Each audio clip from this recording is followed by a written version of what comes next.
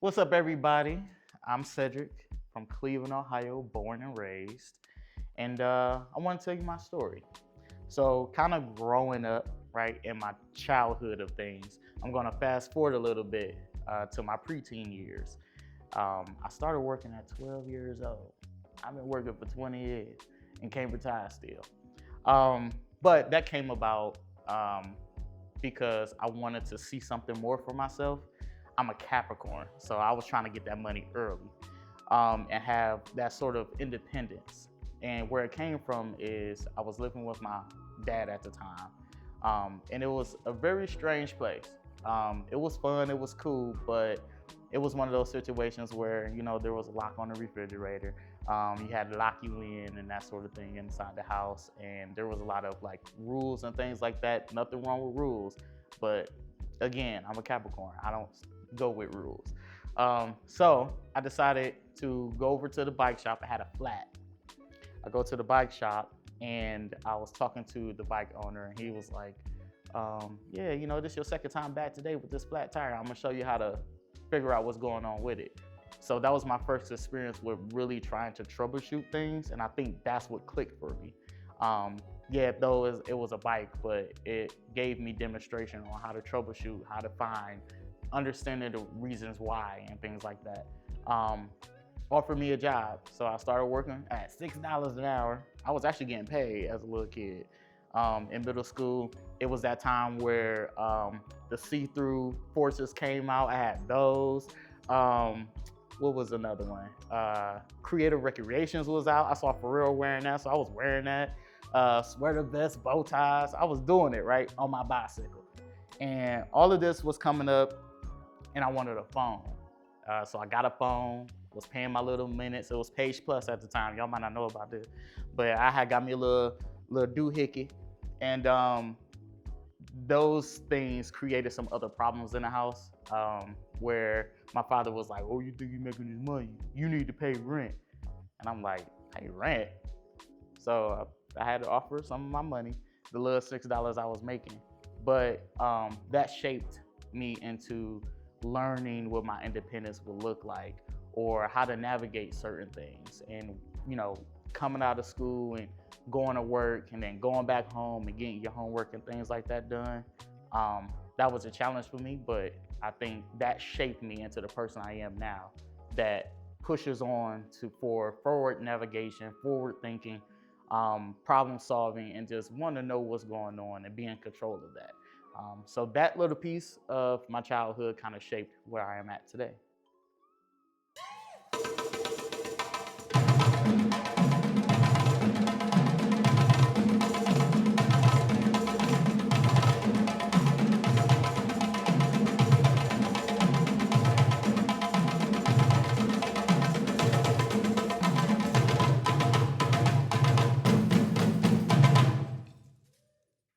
What's up, everybody? It's Cederick Taylor K, and this is my story.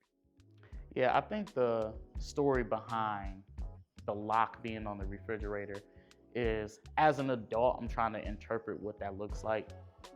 But as a kid, it told me, it was a message to me like, you can't go in this refrigerator without having my permission, or you can't, touch the food in this kitchen without my permission. And the lock really was like the symbol to me of like uncharted territory. You can't go there, and I wanted to break those boundaries. But I did find a way to get in that refrigerator. I just took the ends off and took the lock off the other side and got in the refrigerator. But further more, the screen door had double locks on both sides, and you had to exit and entrance with a key. So being locked inside with a locked refrigerator also can just make you feel like I'm not supposed to be there. Like that's someone else's space. And of course you want to feel like you're at home when you're at home, but I didn't feel that way, which made me want to just kind of break free and get a job so I can not be home, so I can make my own money and eat before the refrigerator unlocks, sort of situation. The lock being on those things was a symbol of something that's not mine, because I don't have access to it or I don't have the key to it. And my father would always say, "This is mine. Don't touch this. Don't touch my seat," because he was a DJ and he cooked. And you can't mess with those two things, his food or his music. So he locked all of it up. Don't touch my CDs, don't touch my this, don't touch my that. And even now, as I've grown older, in my own space, I would say, that's my. And I have to like check myself on that, because being traumatized with, okay, well, what is mine? What can I have? Even the things in my room, that's my TV, that's my bed, that's my this. And what's funny is I couldn't even use the entertainment system in my room when my father got it for me in my name from Rent-A-Center and then told me to pay for it. So that math wasn't mathing, if that makes sense. So that lock on that refrigerator and having something in your room that you can't necessarily use but pay for, made me really push to have my own independence and do my own thing.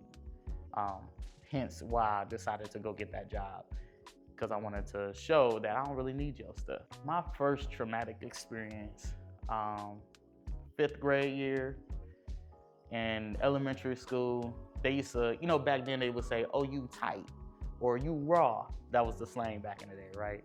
And of course, my name is Cedrick, so they would call me TC, and elementary school, Tight Cedrick. And we would have these morning announcements, and we'll play, "I know I can be what I want to be," right? So I would DJ that whole thing. And I was super popular. Not that that was a good thing or a bad thing, but I was well known. I was well respected in that space. That is the year my mother passed. And that was January 12th. And my birthday is January 13th. And it was the night before my birthday. And I can just remember at that time I was staying with my aunt on South Boulevard, right around the corner from Joseph Landis, and that's where I went. And we were staying there, and I know there was conversations about my brother and I moving with my mother kind of around that time. And then she passed away. And I could just remember going into the hospital and seeing my sister kind of run towards us into another room, and me being sheltered away from that. I was kind of numb to the situation because I didn't really know what was going on, but I know it wasn't good. But I kind of wanted to dive further into it. I wanted to be in the room. I wanted to understand. And I remember my little sister said, "You can share my mama. I know you ain't got no mama, but you can share my mama." And I remember that till this day. That was a real traumatic experience for me. And then growing up from that space to now, you always think like, well, would life be different if my mother was there?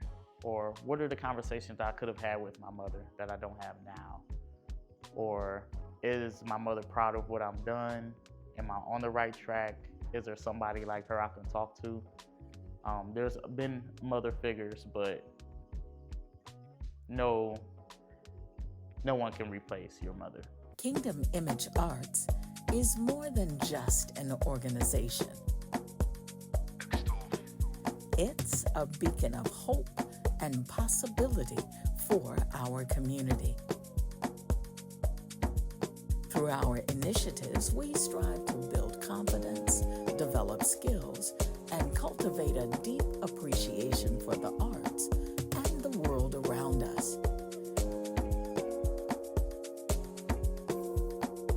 We believe that by investing in the arts, we can create a more vibrant, resilient, and compassionate community.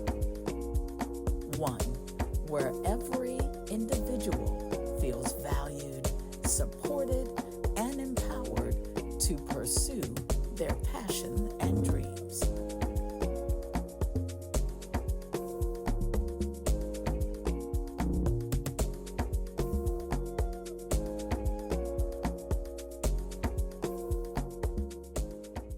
What's up, everybody? It's Cederick Taylor K, and this is my story. So that was a big traumatic experience for me the night before my birthday, going into 10 years old. Fast forward to 2017 when I had a lymphoma cancer scare. And in that time of doing biopsy and all of those things, the conversation of HIV came up. And that's when I learned that I was diagnosed with HIV. So that was also a moment where you kind of cry out for your mother and you wish that she was there. And my brother's mom was there, my aunt was there, but I still felt like something was missing. My godmother was involved, but still you want your mother there. So it was one of those moments where when I learned my status, I kind of just withdrew all the money that I had. I went and bought a motorcycle and I was gonna find the nearest bridge and jump, but I didn't, because I think being thrown into situations to be able to talk about it helped me get through it. But those two things together, it can really do something to you in terms of your personal development, your relationships with people. There's so much stigma around the HIV world, and still wanting to talk to your mother about it has always been something that I yearn for, but don't have the opportunity to do. So I always encourage individuals, if they have their mother in their lives, rather good or bad, I think it's always nice to just reach out, ask for a hug, take a look at the room and say, is this a space we can have a conversation, and kind of just build from there. So I think that's one of the things that I'm missing in my life, is that mother's touch. Dealing with grief is different for different people, different levels of grief, different ways to deal with it. I think for me, when my mother passed, dealing with that, I don't think I've really been able to deal with it as a child. Growing up, I find ways, like I still talk with her, like, "Ooh, look what I'm doing now, mama, look, I'm on TV." Those sort of things. So I try to keep her character alive. One of the things that come to mind is when I was a child and my mother was alive, we were homeless. And we were homeless downtown Cleveland. So downtown Cleveland was like my playground. And so like I get antsy when they start switching stuff up down there. But I remember us being on the news and getting a newspaper spread about perseverance and all of these things, and how Cederick is still in school as a homeless student, still making good grades, still being the DJ on the morning announcements and those things. Seeing my mother come through that experience and getting her home and getting a job and us progressing in life, I think that kind of helps, because I think of the things that we've gone through and the strengths that we have, and that helps me with the grief part in terms of dealing with my mother's passing. With the HIV diagnosis, I think with that, I think it was a little easier because I've already gone through that. In my mind, I'm like, well, that was the worst experience I've ever had, was losing my mother, so nothing else can be as big. Though this was a big one, I put myself in a space where I taught others about it, where I introduced people into other pieces of navigation with it, whether it's prevention, education, treatment. Seeing other people become better with their diagnosis, that's how I deal with it in that space. So most often when dealing with my grief, I like to see others do better. And that makes me feel a little better about myself too, because if I played a piece in that puzzle or not, just seeing them do better makes me feel good. I was down in Florida, and first time in Florida, drove down there because I'm crazy like that. And we get down there, I'm helping my cousin move, and I take a picture of the back of my head like, ooh, I need a haircut. And I noticed a lump behind my ear, and I couldn't sleep for days at that moment. I went to the emergency room and they said, oh, we'll check it out, we'll run some tests. And I was there for a couple hours. And they said, yeah, this is definitely lymphoma cancer. Like, we're gonna send you to a cancer specialist in Cleveland and take a look at that. I get back to Cleveland, I'm seeing a couple cancer doctors at a hospital there in Cleveland, and it was a scary moment when they told me that we have to do surgery, but they want to do a biopsy to see exactly what's going on. I get home after the biopsy, I'm in the shower, I get a phone call, and they say, we'll talk about the whole lymphoma thing later, but right now we need to discuss your HIV diagnosis. And mind you, this is me finding out about my diagnosis over the phone in the shower. And fast forward, working in the HIV industry, I found out that that's not the best way you tell somebody about their diagnosis. But in my mind, you're going to Florida, you're having a good time, and then it tragically turns on you while you're there.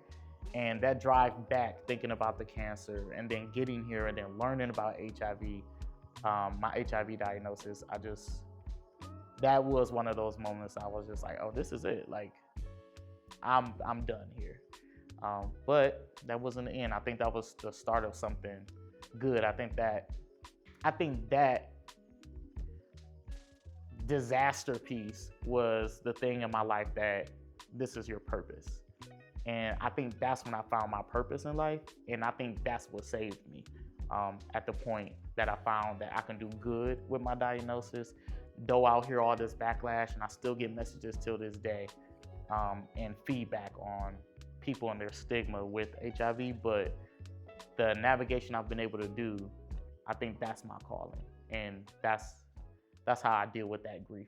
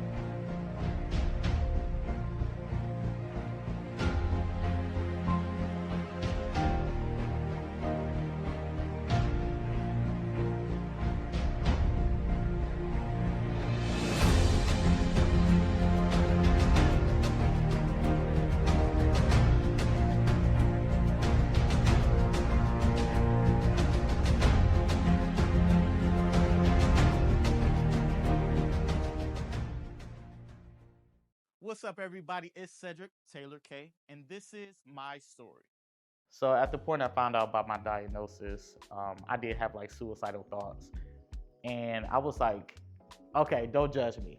I thought if I died in a good outfit, that'd be my ghost outfit. Because if you a ghost and you in a gown, but I was like, ooh, I'm gonna go buy a motorcycle. And if I die, I'll be dressed as a motorcyclist. Though I didn't die. But I withdrew all that money and I went and bought a motorcycle. And it was like, you know how to ride a motorcycle? And I said, maybe. I know how to shift the gears. Didn't have a motorcycle license. Got on the freeway the first day that I bought that motorcycle. The first time ever on the freeway. And it was a scary moment. But also that intrusive thought was, you could do it right here.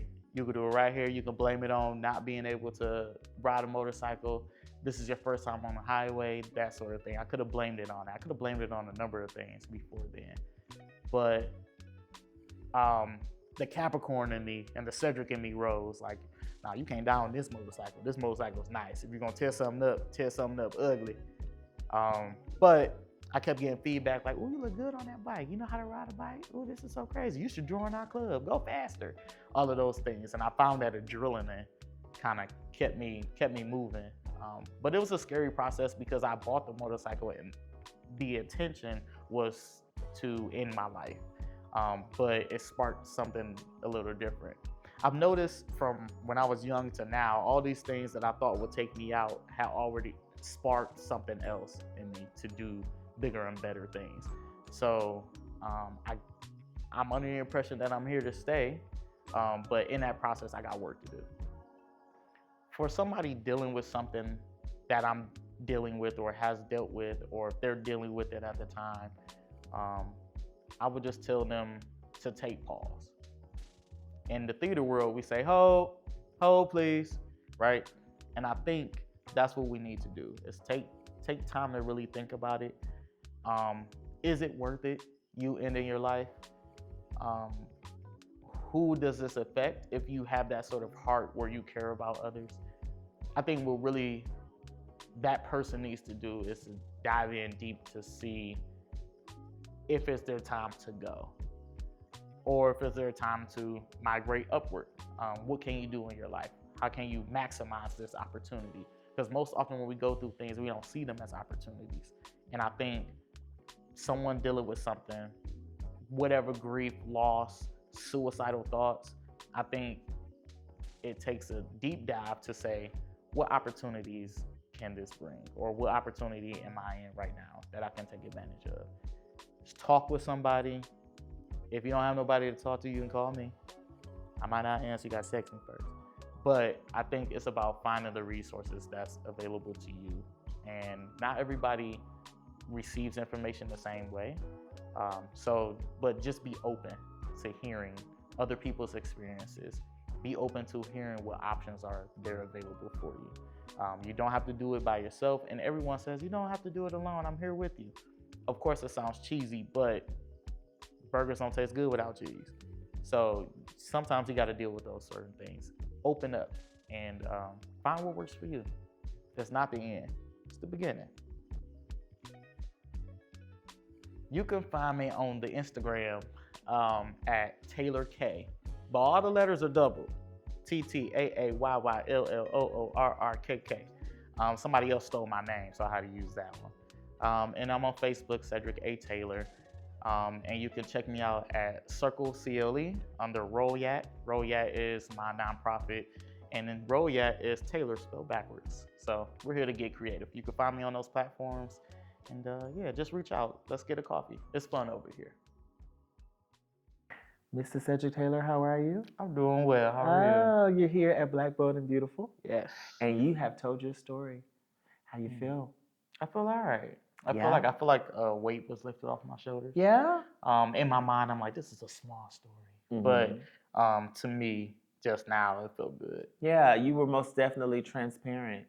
And I know that you're going to help so many people. Why is it important that we are able to tell our story, especially in this day and age, and especially as African Americans? I think we got to break the stigma Yeah. in the cycle of what happens in this house stays in this house, Mhm. though sometimes that matters. But other people need to see how to navigate things. Yeah. Most people aren't taught how to deal with things, or they're not exposed to particular things, so they don't have that compassion for someone else who deals with that. So I just think we need to create space for it. Yeah, you're most definitely going to help somebody. Thank I'm you. excited for you. I'm excited, and thank you so much for coming. It's gonna Thank be you for great. having me. Yes.